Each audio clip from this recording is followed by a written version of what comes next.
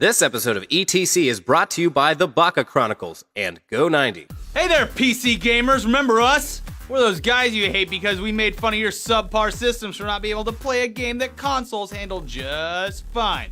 We're back, and we're here to scare you into not trusting Valve, Steam, and Lord Gaben with your information. Too spooky. Here we go!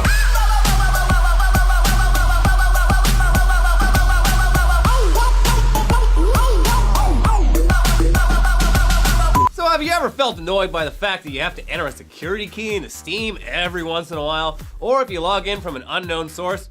Sure, we all have.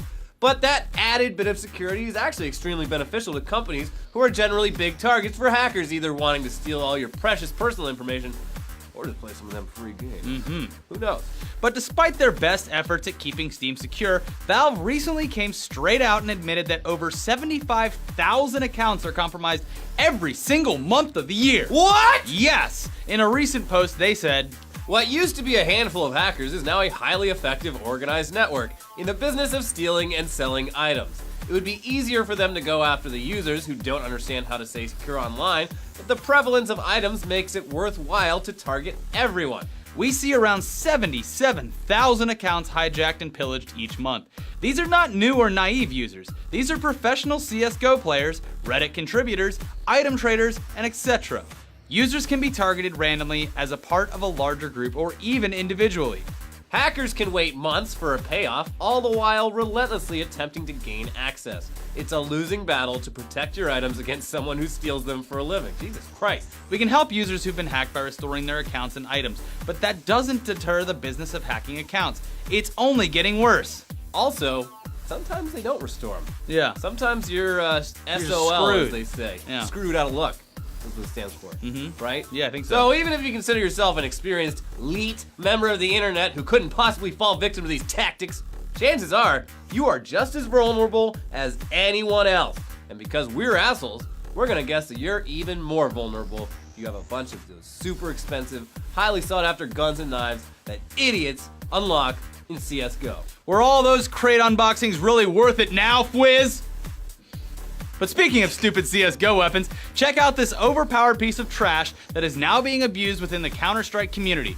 We're speaking, of course, about the R8 revolver. Released in an update on December 8th, the R8 revolver, which can replace the Desert Eagle, or Deagle as the community calls it, Yeah. is basically the most broken weapon to be added to the game yet.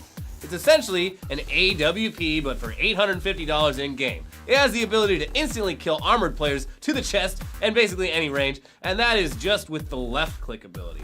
On right-click, it acts almost as effective as a close-range shotgun. Now, calm down.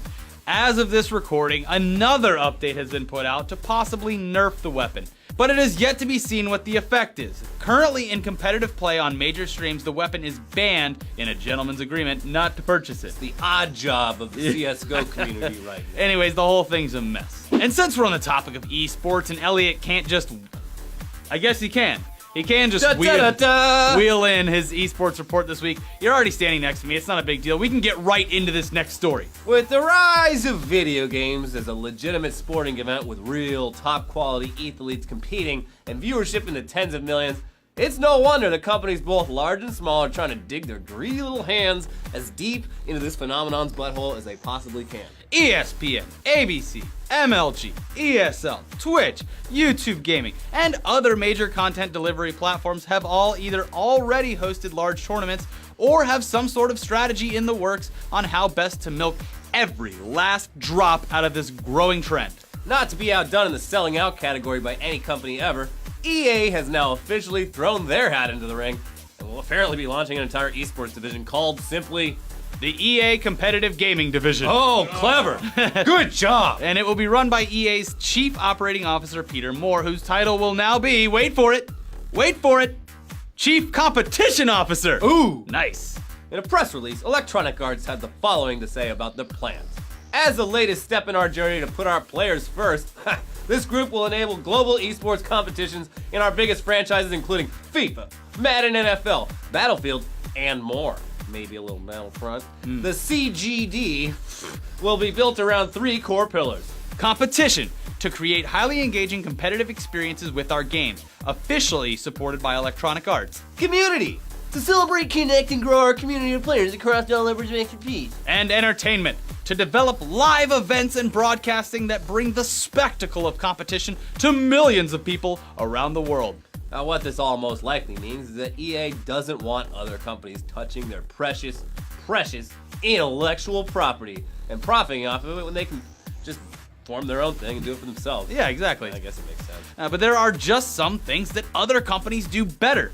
Sure, in recent years, major real sports leagues have set up their own proprietary services like the NFL Network, NBA League Pass, whatever the hell the MLB is up to these days. Don't forget the WWE app. Yeah, and many more. But the primary viewership for these sports comes in thanks to the major broadcasters like ABC, NBC, CBS, Fox, and ESPN, and taking ownership of things away from outlets, making it exclusive only to you, seems to segment the audience and drive potential views from people who might be only casual fans anyway. Do you really want casual fans, though?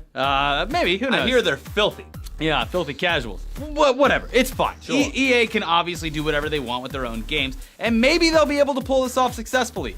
Just don't be surprised if you have to cough up some money to watch a Madden stream, or if there are microtransactions for event emojis, or, any kind of dumb crap like that. The nickels and dimes and quarters. They and add up. bills.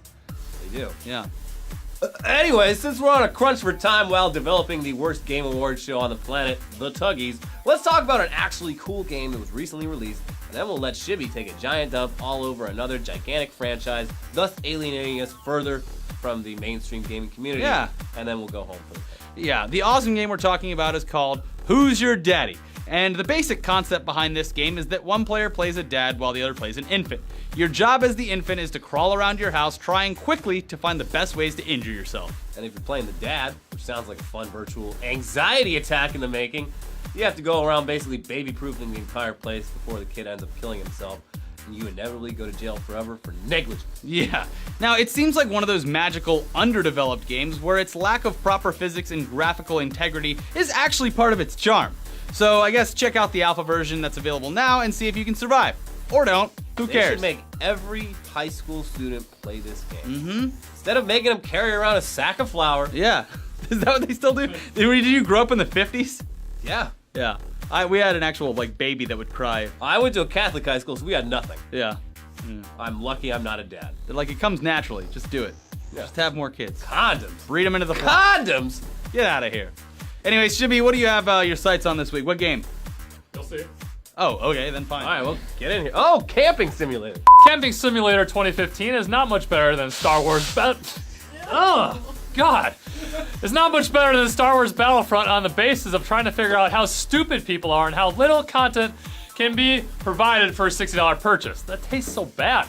Of course I'm talking about Tom Clancy's Rainbow Six Siege. But Shibby, talk about the maps. Okay, sure. There are 11 maps. Battlefront only has 4. Fallout has 1. But still, there's a major lack of variety. Think of all the game types. Are they vastly different and superior and hardcore? No. 95% of the time, the objectives not matter. It just comes down to a deathmatch. It's almost a crime.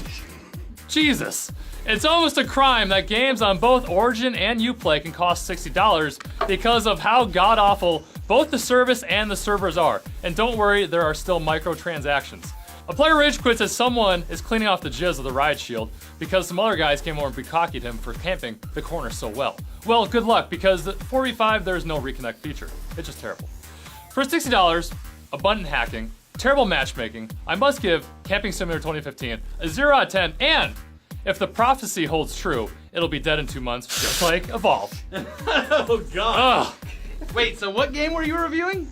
Rainbow Six Siege. Oh. That's the one where you get that hammer. I don't like games where I gotta read books to know You what's can going hammer on. the floor. Oh. People down below, hammer. It's hammer time. I have no idea what you're talking about. I saw the ad. I tried to play a Tom Clancy game a decade ago and was like, this is too hard. The only Rainbow Six I've played is the first Rainbow Six, which was a great game aside from the fact that artificial intelligence in the year 1998 or whatever was just abysmal. But since Shibby is an idiot and there are as many conspiracy theories floating around about which game companies are paying him off at any given time as there are surrounding Tom Clancy's death, let's go to a more noble source, Amazon, for another sterling review. This time, as always, we're looking back at the franchise for answers. So we're pulling a review for the last Rainbow Six game, Rainbow Six Vegas 2. This review comes to us from Jay Myers, who titled it Disappointing. Seriously. He says, just bought the game, and this was the worst $60 spent.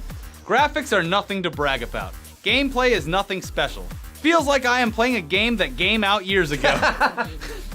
Tom Clancy needs to step his game up. What?